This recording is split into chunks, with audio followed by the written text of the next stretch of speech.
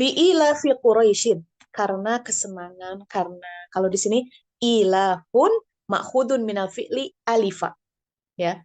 Ilaf itu diambil dari kata kerja alifa yang artinya adalah i'tada. I'tada itu apa?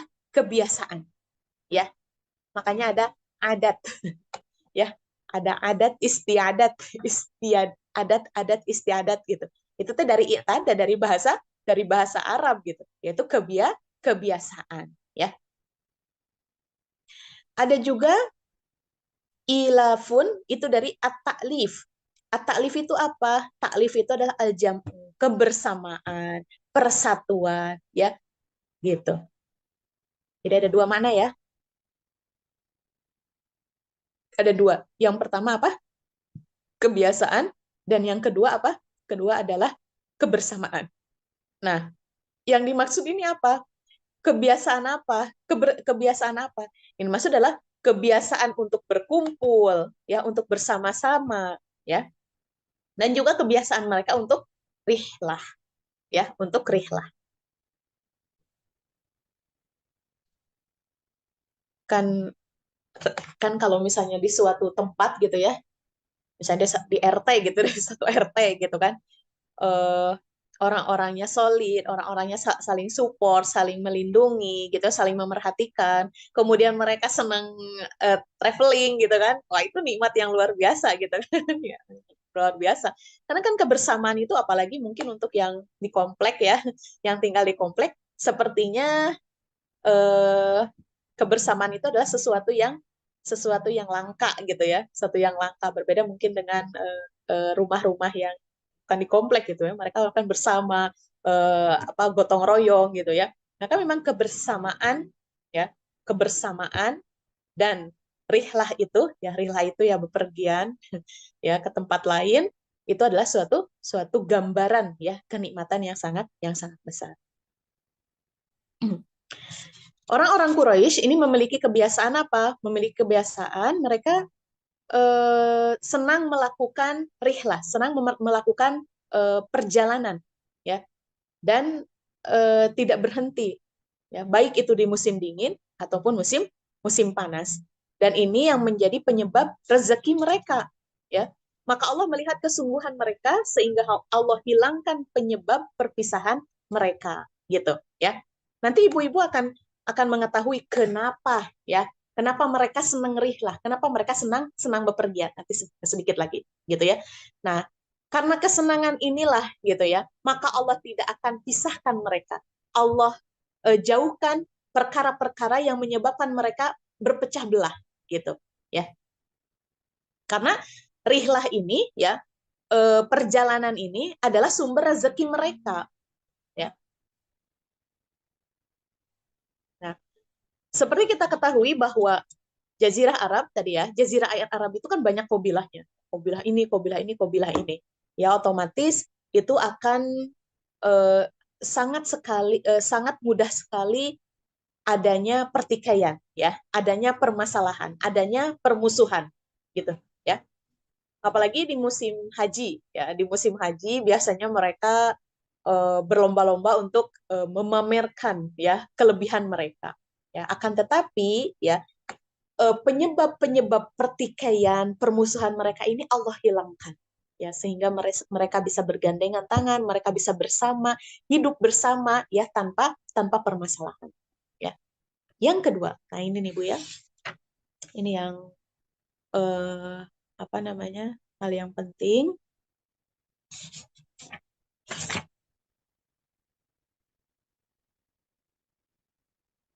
Belum ya.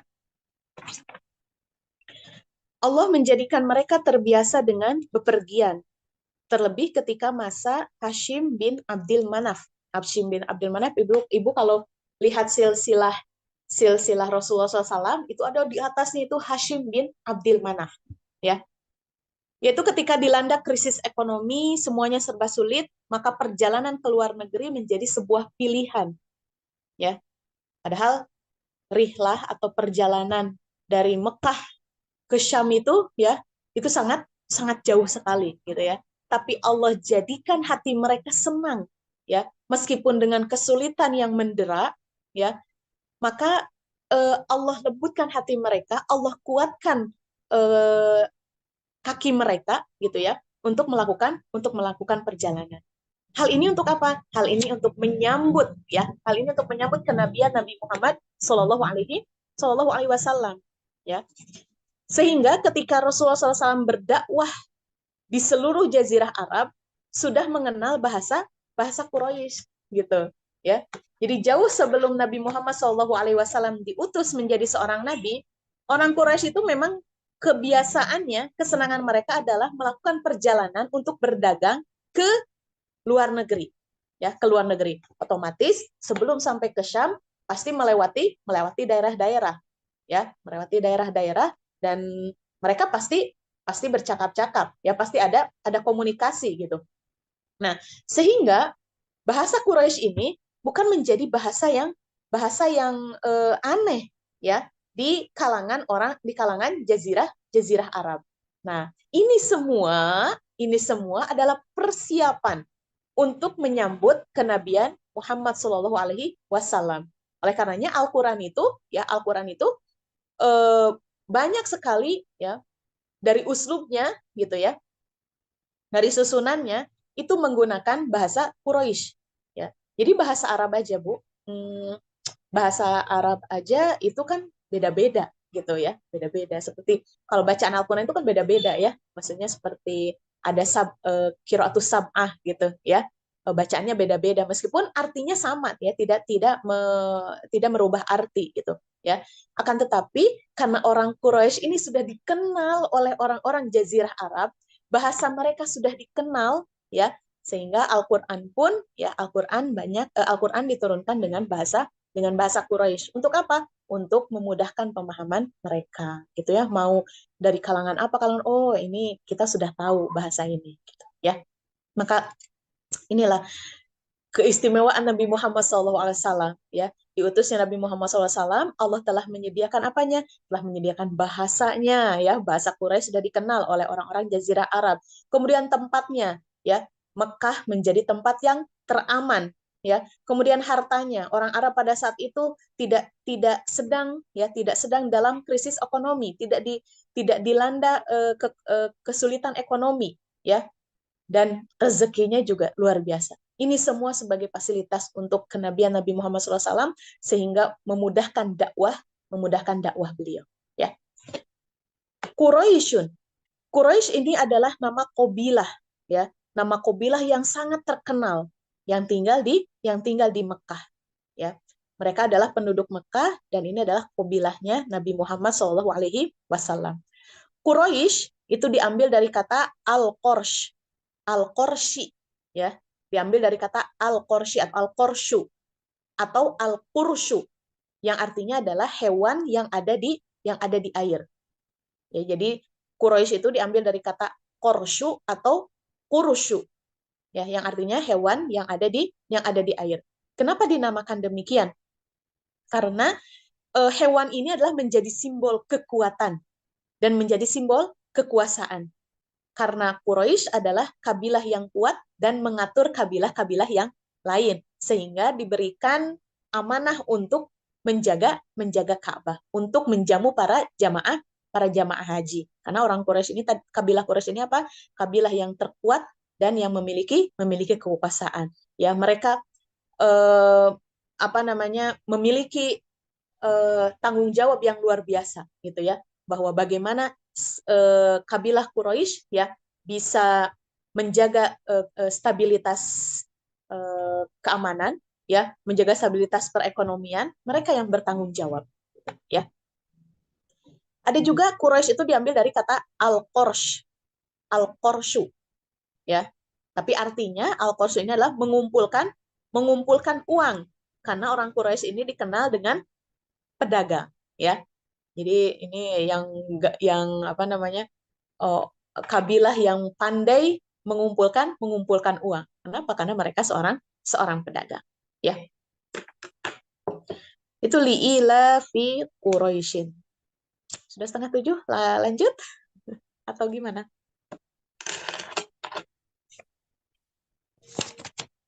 Sedikit lagi ya ibu-ibu, kalau ibu-ibu yang mau Ada keperluan boleh live ya, gitu. Sedikit lagi. Ila fihim rihlatasyita'i was-sayf. Ya, kesenangan mereka, kebiasaan mereka. Jadi kan di ayat pertama tidak dijelaskan karena kan di ayat pertama itu karena kesenangan atau karena kebiasaan orang Quraisy. Tidak dijelaskan kesenangannya apa, kebiasaannya apa gitu kan. Nah, di ayat kedua lah dijelaskan ila fihim rihlatasyita'i was-sayf. Ya, kesenangan mereka, kebiasaan mereka ya, berkumpulnya mereka itu untuk apa? Rihlatasyita'i was-sayf ya, bepergian di musim dingin dan musim panas ya. Kenapa Allah menyebutkan ini? Menyebutkan kebiasaan ini gitu ya. Karena tidak semua ya, karena kebiasaan ini tidak dikenal di orang Arab ya. Orang Arab itu tidak mempunyai hobi ini, tidak mempunyai ini ya. Maka Allah jelaskan. Nah, hal ini pun ya Allah sebutkan itu karena bukan dari kebiasaan orang Arab ya, berkumpul apalagi dalam urusan ekonomi dan harta. Bahkan mereka suka saling berperang yang tadi itu, ya. Maka Allah memberikan kebaikan kepada mereka dengan menjadikan mereka bersama dalam rihlah tijariyah atau dalam perdagangan bersama, ya. Dari perdagangan ini mereka berbagi dengan fakir miskin. Nah, inilah gitu, ya. Jadi tujuan mereka berdagang adalah bukan untuk memperkaya diri sendiri, bukan, ya. Tapi bagaimana mereka ya bisa tadi menjaga stabilitas ekonomi, ya, ekonomi jazirah Arab ya.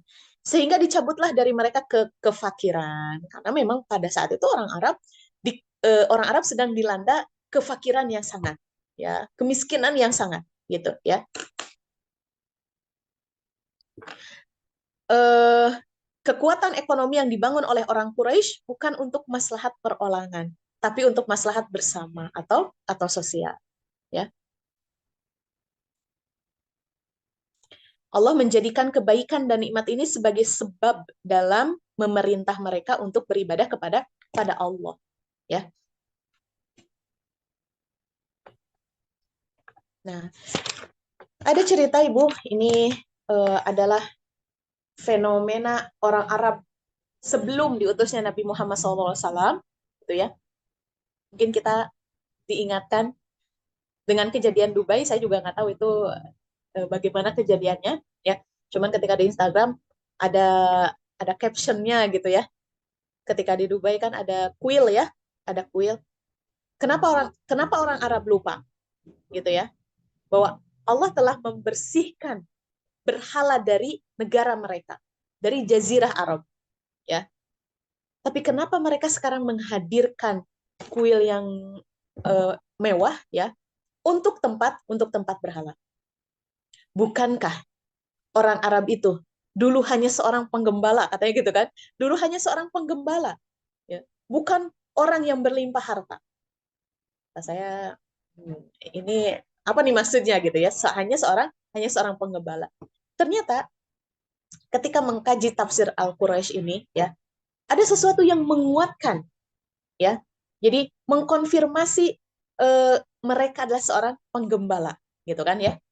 Yaitu apa? Ternyata memang ya eh, ini adalah penyebab ya. Ini adalah penyebab kenapa orang Quraisy ini berkumpul untuk berdagang di musim dingin dan musim panas. Ibu-ibu rahimakumullah, pada saat itu orang Arab memang dilanda kemiskinan yang sangat. Ya, mereka eh, kelaparan. Ya, bahkan banyak orang yang meninggal karena kelaparan.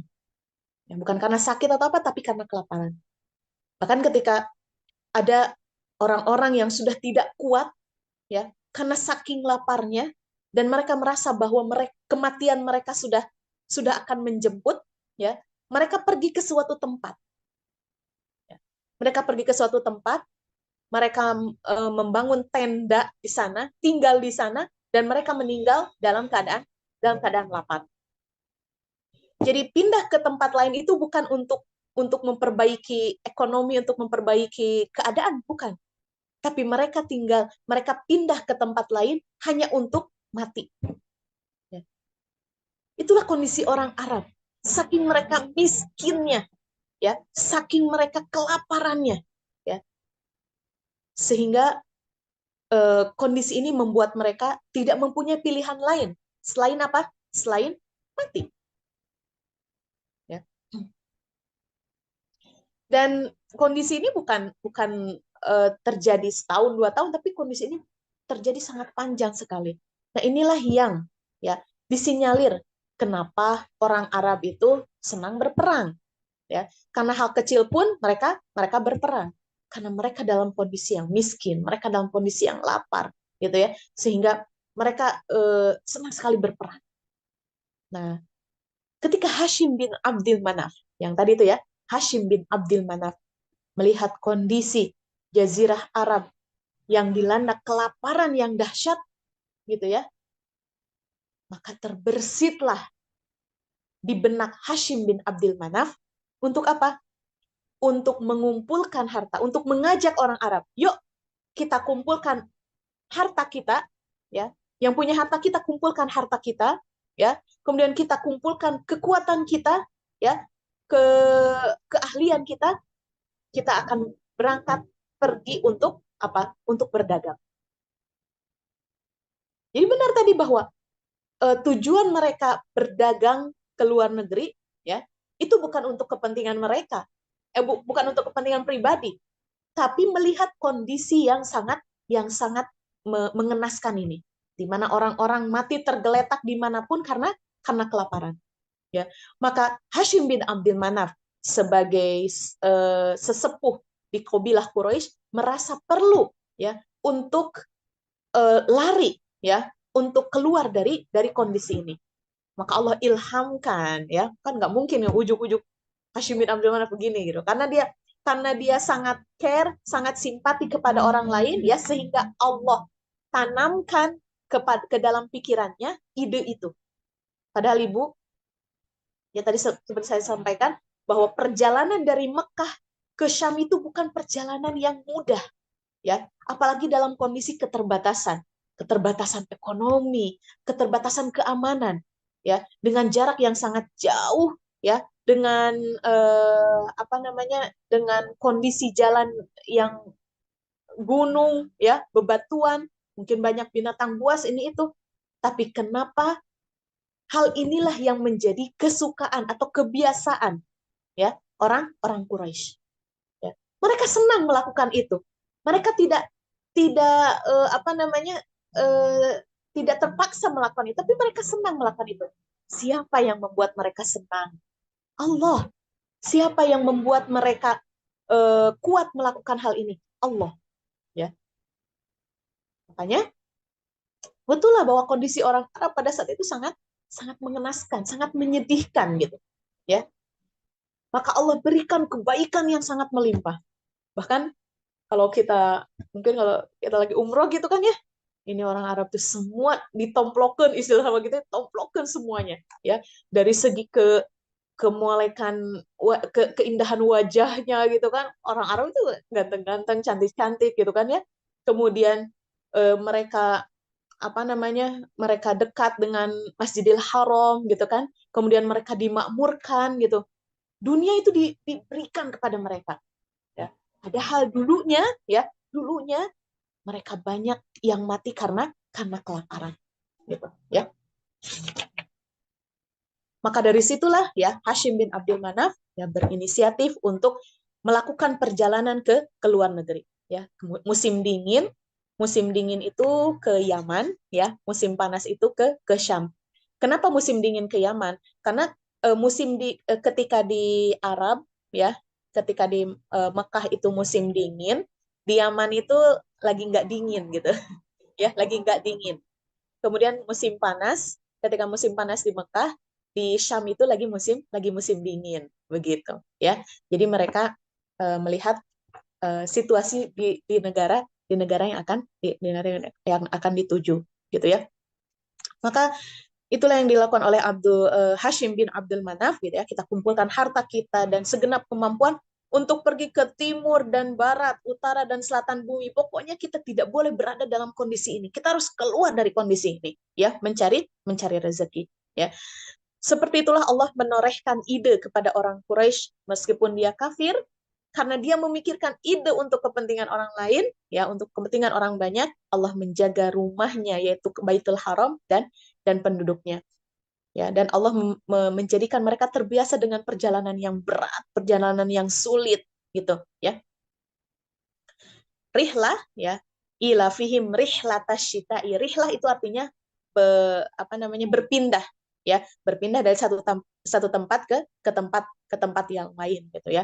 Apalagi dengan tadi dengan jarak yang sangat jauh, ya, pasti banyak sekali kemungkinan yang terjadi gitu, ya. Mungkin bisa jadi kehabisan bekal, kan mungkin begitu, ya, karena mereka sedang terbatas terbatas ekonomi, mungkin bisa kehabisan bekal, mungkin ada binatang buas, ada orang jahat atau apa gitu. Tapi mereka tidak tidak tidak me, meng- tidak mematahkan semangat mereka. Mereka tetap semangat, mereka senang melakukan ini gitu, ya. Nah, oleh karenanya ada juga yang mengatakan bahwa kenapa mereka bisa bisa mendapatkan keamanan gitu, ya, keamanan dalam perjalanan, karena adanya MOU gitu, ya. Jadi perjanjian dengan kepala-kepala daerah yang dilalui oleh mereka sepanjang sepanjang perjalanan gitu. Karena kan kalau kalau perjalanan untuk berdagang, ya, daerah-daerah yang dilalui untuk perdagangan otomatis mendapatkan keuntungan juga gitu, karena mereka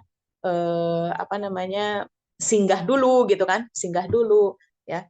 Seperti kalau misalnya perjalanan kita dari Tasik ke Bandung gitu kan, yang dilalui itu kan banyak rumah makan gitu kan, banyak rumah makan, banyak toko-toko gitu, itu pasti disinggahi gitu, ya, sehingga saling misalnya, jadi simbiolis mutualisme gitu, ya, jadi saling memberikan keuntungan gitu, ya, saling memberikan keuntungan. Yang ini memberikan keamanan, mereka memberikan keuntungan gitu, ya.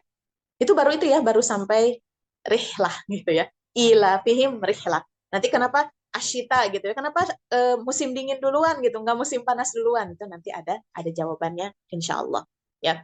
Jadi inti dari pembahasan kita hari ini adalah mudah-mudahan ini menggerakkan kita, ya, memotivasi kita untuk senantiasa kita hidup, ya, kita hidup bukan hanya memikirkan diri sendiri, ya, tapi bagaimana kita terus bergerak, ya, untuk juga memberikan manfaat kepada orang lain, ya, sehingga pertolongan Allah, bimbingan Allah gitu, ya, kemudian perlindungan Allah selalu menaungi kita, karena kita pun tidak hanya memikirkan diri sendiri tapi memikirkan orang lain. Maka benarlah apa yang disabdakan oleh Rasulullah SAW, barang siapa yang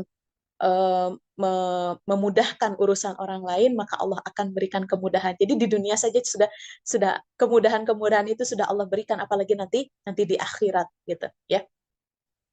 Dan inilah inti dari pendidikan kita gitu, ya, dari pendidikan kita. Jadi kalau kita juga bisa memberikan insight ke anak-anak gitu, bahwa tujuan dari pendidikan itu bukan untuk mencari kerja gitu, ya, tapi untuk bagaimana kita mengoptimalkan, ya, potensi kita, ya, untuk kebaikan orang banyak.